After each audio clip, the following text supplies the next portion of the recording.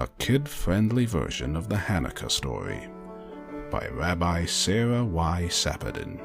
Long ago, before even our grandparents' grandparents' were alive, the land of Israel was ruled by a wicked king named Antiochus Epiphanes.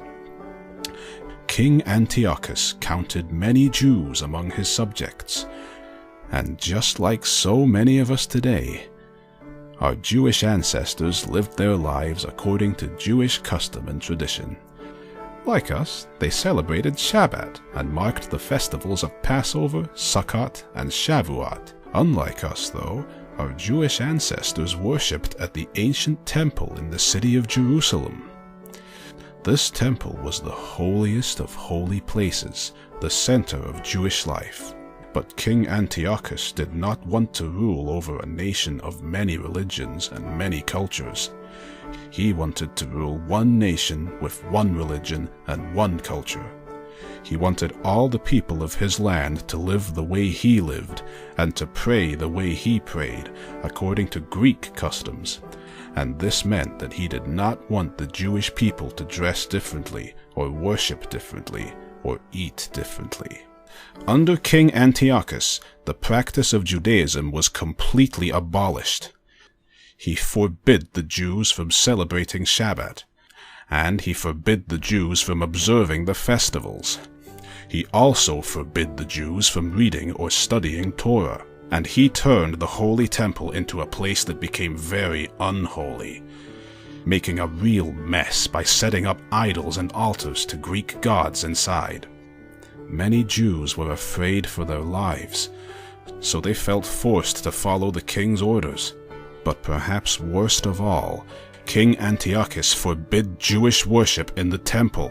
But one group of brave souls decided that they would not submit to the king. They would not worship foreign gods or give up their Jewish way of life.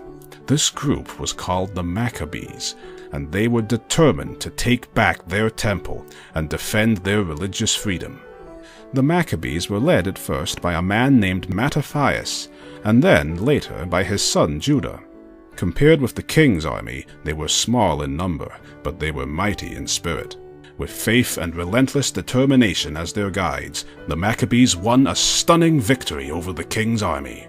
They fought hard, and, against all odds, they won. The Maccabees successfully took back the temple from King Antiochus, but they were heartbroken to discover that the king had not taken care of their holy space. They got to work cleaning and purifying it, and they removed all the foreign idols and altars the king had set up inside. They lovingly cleansed every inch of the temple. And then, on the 25th day of the month of Kislev, the Maccabees held a glorious rededication ceremony. The word Hanukkah means dedication, and it comes from the moment when the temple was triumphantly returned to the Jewish people. The most famous story about that rededication comes from our Talmud, where we read that, when the Maccabees walked into the temple, they found only enough oil to light the menorah lamp for one day. But miraculously, that small amount of oil lasted for 8 days, which is exactly how long it took to get new oil. Today, our celebration of Hanukkah lasts 8 days in honor of the miracles that occurred so many years ago. We light 8 candles on the Hanukkah, 1 candle the first night, 2 the second night, and so on. And we eat latkes, potato pancakes, and other foods fried in oil. We spin the dreidel, whose letters remind us, Nes Gadoya Haya Sham. A great miracle happened there. We give and receive chocolate geit, coins, and often exchange gifts too.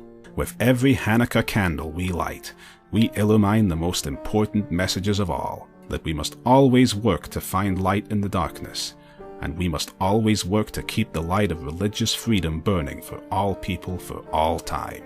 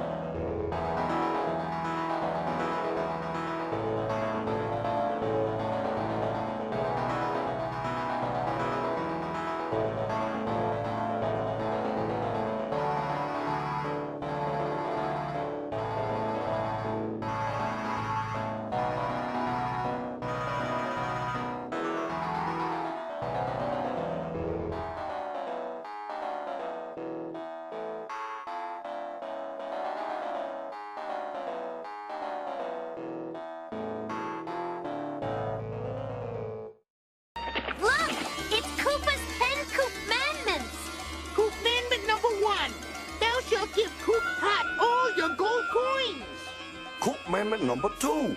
Thou shalt hire no plumbers. Mamma mia, look at Commandment number 6. Thou shalt eat no pasta. This time, that crummy Cooper's gone too far.